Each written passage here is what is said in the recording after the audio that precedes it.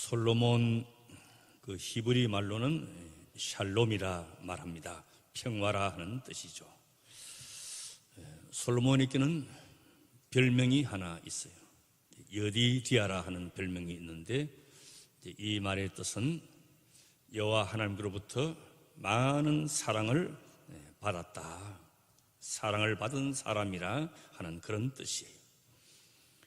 다윗과 밧세바 사이에서 둘째 아들로 태어났지만 첫 아들이 일찍 죽었기 때문에 장남과 같이 자랐어요. 자, 일찍이 다윗 왕에게 하나님께서 말씀하시기를 솔로몬을 후계자로 삼으라 말씀하셨어요. 그래서 이스라엘의 3대 왕이 되었어요. 다윗이 이제 세상 떠나면서 솔로몬에게 유언을 합니다. 너는 하나님의 말씀을 잘 지키고 장부답게 살라. 그리고 내가 그렇게 간절히 소원했던 거 준비해 놓은 성전 건축을 이루라 말씀했어요. 솔로몬이 왕이 된 다음에 제일 먼저 한 일이 기브온 산당에 가서 1천 번제를 드려요. 하나님께서 너무 영광 받으시고, 솔로몬아 소원을 말하라. 무슨 소원이든지 내가 다 들어주겠다. 솔로몬이 대답하기를 나는 아직 나이도 어리고 모든 것이 부족하니 지혜로운 마음을 주이사 이 백성들을 잘 다스리고 재판할 수 있게 해달라고. 이 대답이 또 하나님 마음에 들었어요. 그래서 구하지 아니하는 모든 다른 복들도 다 주었어요. 지혜와 총명이 뛰어나서 동양의 여러 나라의 모든 사람의 지혜보다 뛰어났다, 그렇게 기록을 했어요. 자, 하나님께 신령과 진정으로 예배 드리는 것은 우리 모두가 본받아야 될 일이에요. 오늘 현대 교회의 위기가 뭐 이런저런 많은 말을 하지만은 우리 스스로한테 있어요. 예배를 소홀히 하는 위기가 우리 스스로 가지고 있어요.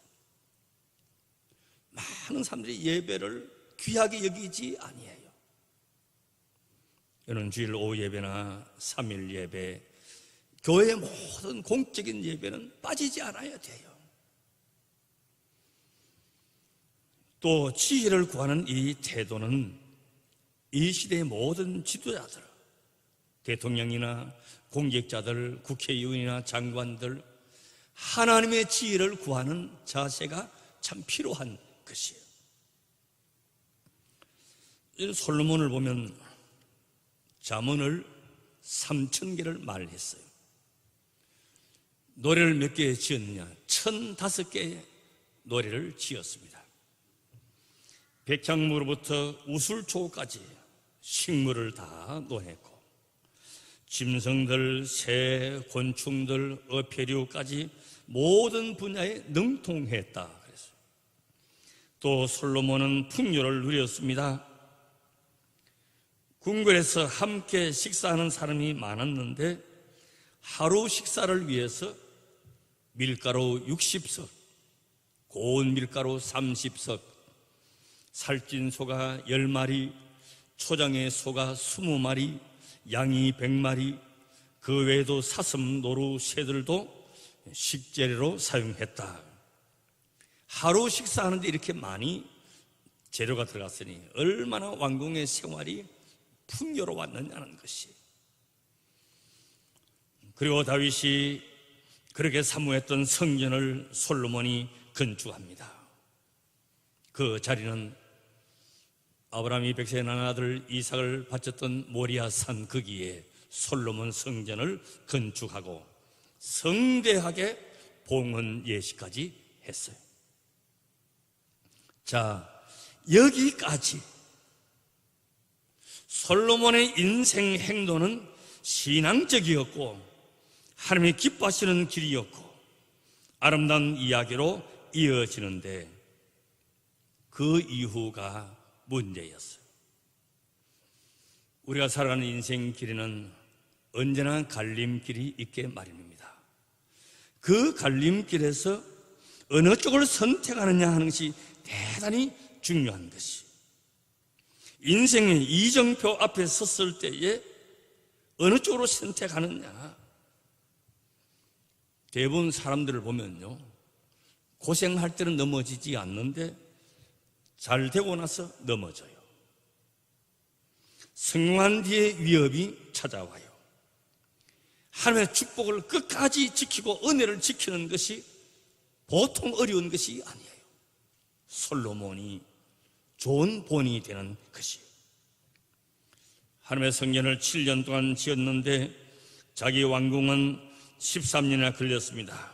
물론 성전의 규모하고 왕궁의 규모가 같지 않았지만 또 성전은 예배 기능만 있지만 왕궁은 정치, 외교, 군사, 복합적인 국가 기능을 수행해야 하기 때문에 규모가 더 클 수밖에 없어서 공사기간도 오래 걸렸겠죠. 그러나 자재가 모자라거나 인부가 모자라서 오래 걸린 건 아니에요. 그만큼 아름답게 잘 지었다는 이야기예요.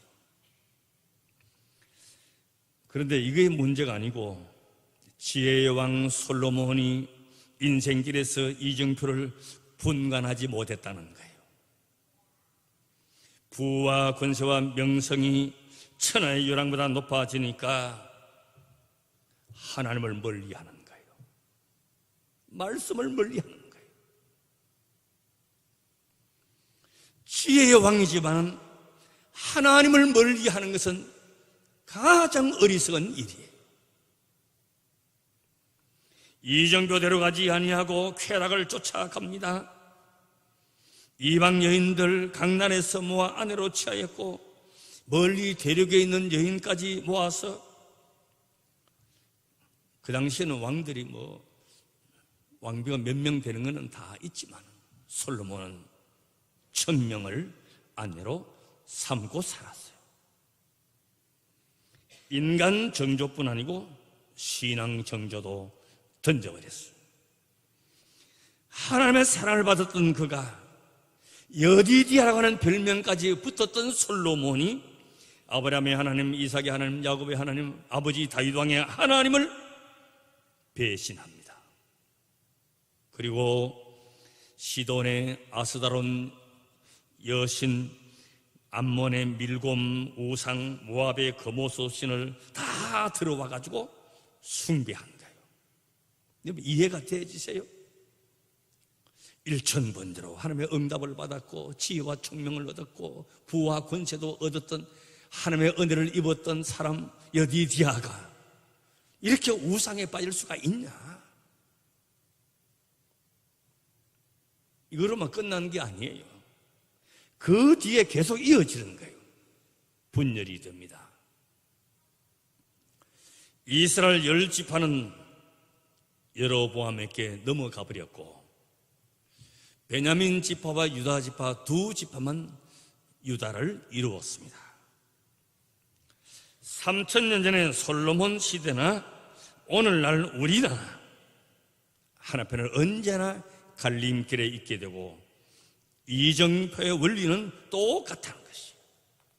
여러분 세계 역사를 공부해 보면 무엇이 공동체를 분리시키고 무엇이 국가를 흔들어 놓고 무엇이 종족이 망하게 되느냐. 외부 침략이나 전쟁도 무서운 것이지만 더 큰 문제는 인간성 상실, 도덕성의 문제, 신앙적인 문제예요. 어떤 길을 가느냐, 어느 쪽을 선택하느냐, 우리 앞에 놓여 있는 이정표가 뭐냐. 성경은 분명히 그 길을 우리에게 제시하고 있어요. 의인의 길과 악인의 길, 복 있는 길과 복이 없는 길, 축복의 길과 저주의 길, 생명의 길과 사망의 길이 놓여있는 이정표가 있어요. 그리고 예수님은 나는 길이요 진리요 생명이라 말씀하셨어요. 지혜의 왕이 잘 분별할 줄 알았는데 잘 못하는 거예요. 어느 길을 가느냐에 따라서 기회가 주어지고 운명이 정해지는 거예요. 저는 목회를 하면서 많이 봐왔어요. 저거는 길이 아닌데 거기로 자꾸 가는 거예요. 저게 아닌데. 나중에 돌이킬 때는 너무 멀리 가서 저거는 아닌데, 아닌 것을 수없이 내가 봐왔어요.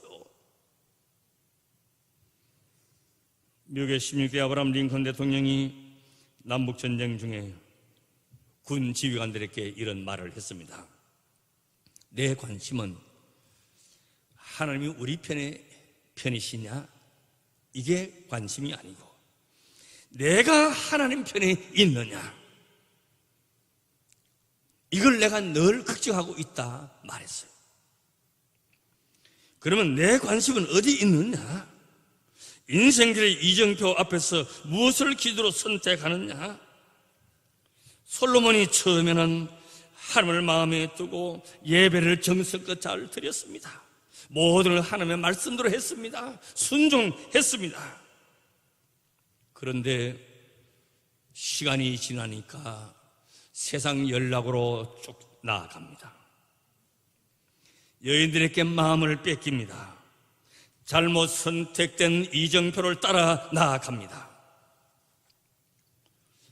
성도는 하나님 앞에 살아가는 존재예요. 내가 말하는 것을 다 하나님은 들으세요. 기도만 들으시는 게 아니에요. 우리의 말을 다 들으시고 계세요. 내 행동 하나하나를 다 보고 계시고, 나는 여러분들의 마음을 모르지만 하나님은 여러분들의 마음과 생각과 계획을 다 아시는 것이에요. 옛날 어느 동네에 사이좋게 지내는 이웃이 있었답니다. 하루는 이쪽 집에 닭이 울타리 넘은 저쪽 집으로 가가지고 알을 낳았어요. 이쪽 집 아이가 저쪽 집 아이한테, 야야, 우리 닭이 거기 가서 알 낳았으니까 좀 집어다오 했어요. 그 아이가 가보니까 돌아와서 하는 말이, 알이 없어 그래요. 금방 알 낳았는데 왜 알이 없다 그래? 네 먹으려고 그러지? 이래가지고 둘이서만 언성이 높아지고 싸움이 난 거예요. 야, 이 자식아 하고는 계란 도둑놈 하고 뭐 도둑놈이라고 또 싸워. 양쪽집에 엄마가 나와서 애들 싸우는 걸 보니까 또 거들어가지고 어른 싸움이 되어버렸어요. 덜에 나갔던 양쪽집에 아빠가 돌아왔는데 싸우니까 아빠까지 가세가지고 큰 싸움이 벌어졌어요. 죽이라 그러고 못된 놈하고 이렇게 싸우니까 관가에서 두 사람을 잡아다가, 야, 이 사람들아, 계란 한 개 때문에 그래 싸우냐? 응? 그래 곤장을 그냥 10대씩 다 때린 거예요. 집에 돌아온 그 남자가 가만히 생각하면 너무너무 억울한 거예요. 응? 계란 나왔으면 계란 돌려줘야지 왜 없다 그러고 안 준다 그러고. 너무너무 화가 나서 참을 수가 없어. 옆집에다가 뭐 불을 확 질러버렸어요. 옆집이 불을 타기 시작합니다. 다 불을 타는데 갑자기 바람이 확 부니까 이 불길이 이쪽 집으로 와가지고 자기 집까지 다 타버렸어요. 삽시간에 두 집이 잿더미가 되어버렸어요.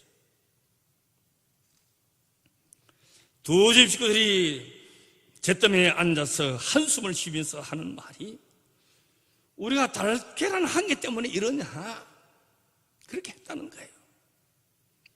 그러나 계란 한 개가 문제가 아니고 우리 사람의 마음속에 있는 이기심, 자존심, 교만, 남을 배려하지 못하는 그 마음이 원인이 된 것이에요.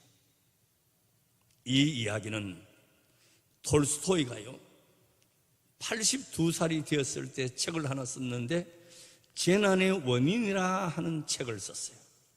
그 책에 있는 이야기가 바로 이 이야기예요.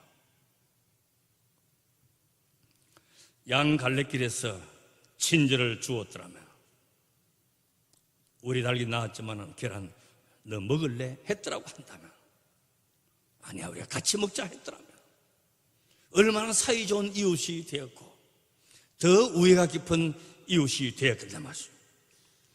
어떤 것을 선택하느냐에 따라서 행복과 보람이 성공과 번영으로 나아갈 수 있기도 하지만 어떤 결과는 불행과 실패와 좌절과 눈물과 한숨으로 끝날 수도 있다는 거예요.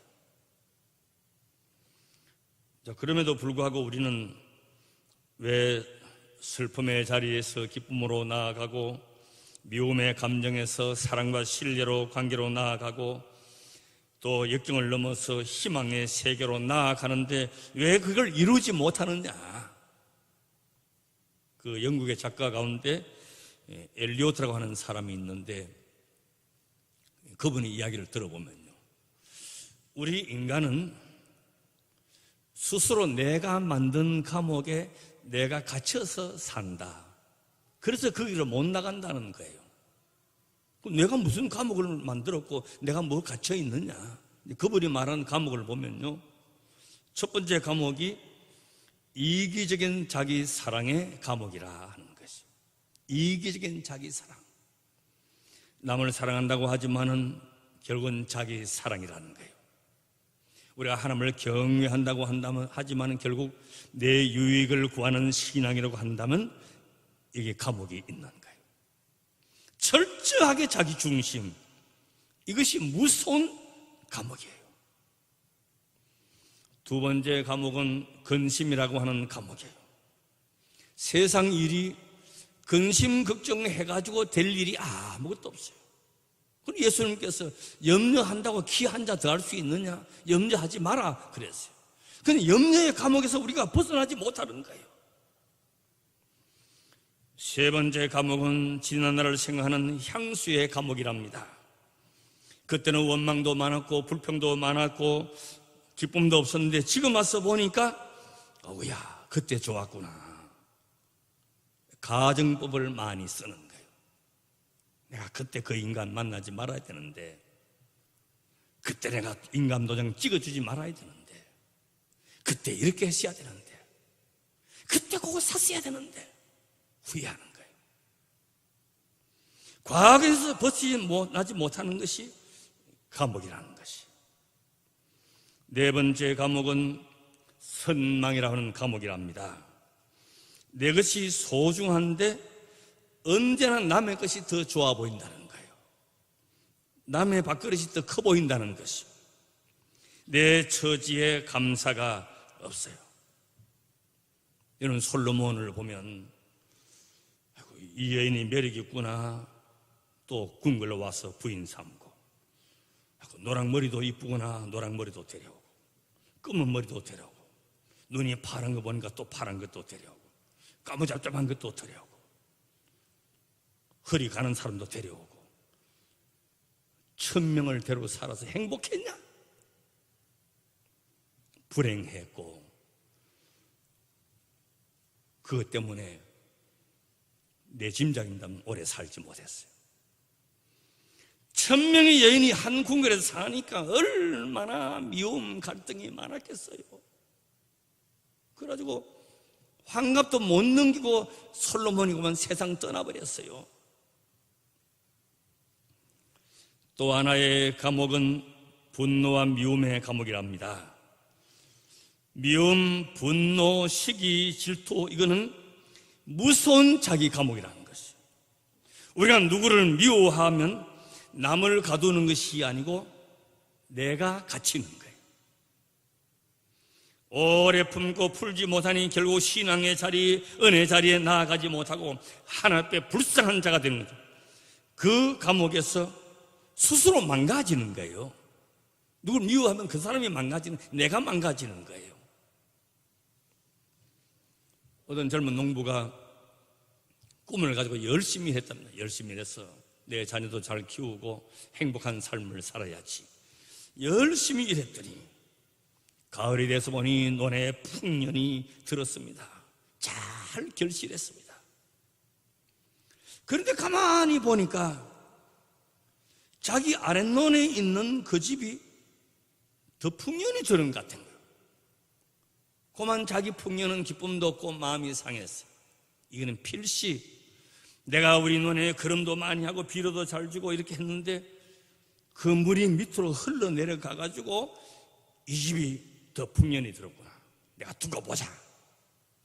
그 다음 해는 논두개를 탁 막아가지고는 물 한 방울도 밑으로 내려가지 않게 막아버렸어. 그랬더니 뭐가 얼마나 잘 자랐는지 몰라요. 옳거니 금년도 풍년이겠구나 생각했는데 7, 8월 달에 삼복더위가 찾아오니 얼마나 뜨거운지 논에 고여있는 물이 뜨끈뜨끈하게 되고 고여있으니 물이 썩기 시작했습니다. 벼가 누렇게 말라 죽어버렸어요. 그 애는 쌀 한 톨도 건지지 못했다는 거예요.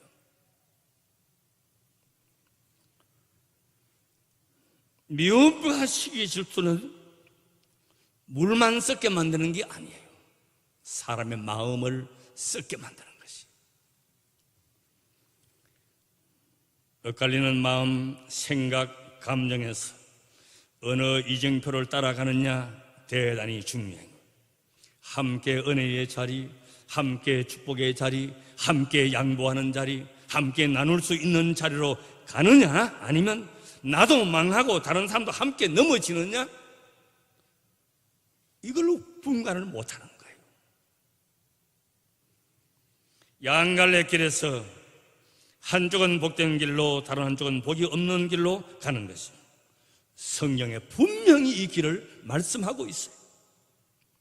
솔로몬은 지혜의 왕이었지만은 이걸 분간 못하는 거예요. 우리는 은혜의 길, 생명의 길, 의인의 길, 순종의 길을 언제나 따라가시기를 바랍니다. 아브라함의 길, 이삭의 길, 야곱의 길을 따라가야지 이스마엘의 길을 따라가고 에사의 길을 따라가서는 안 되는, 거기서는 벗어나야 되는 것이. 사울의 길에서 벗어나서 다윗의 길을 가야 되는 것이. 시편 1편에 있는 말씀대로 복 있는 사람의 길, 의인의 길을 따라가야 다 형통하리로다.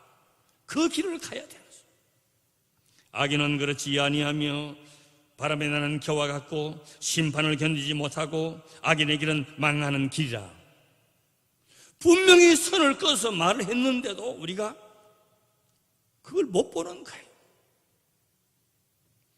내 앞에 놓여있는 인생의 이정표 바라보면서 내가 좋아하는 길, 내가 가고 싶은 길이 아니고 주님이 기뻐하시는 길, 주님이 원하시는 길을 가야 좋은 길, 복된 길, 생명의 길을 갈 수가 있는 것이에요. 이 길을 따라서 성공의 자리에 다 서게 되시기를 주의 이름으로 축원합니다. 우리 앞에 놓여있는 길이 한없이 많습니다. 오른쪽인지 왼쪽인지 여긴지 저긴지 주님 지혜를 주사 분별하게 하여 주시옵소서.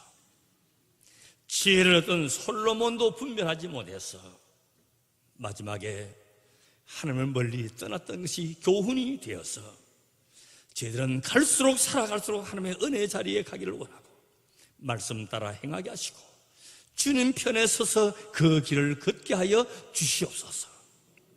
예수님의 이름으로 기도드리옵나이다. 아멘.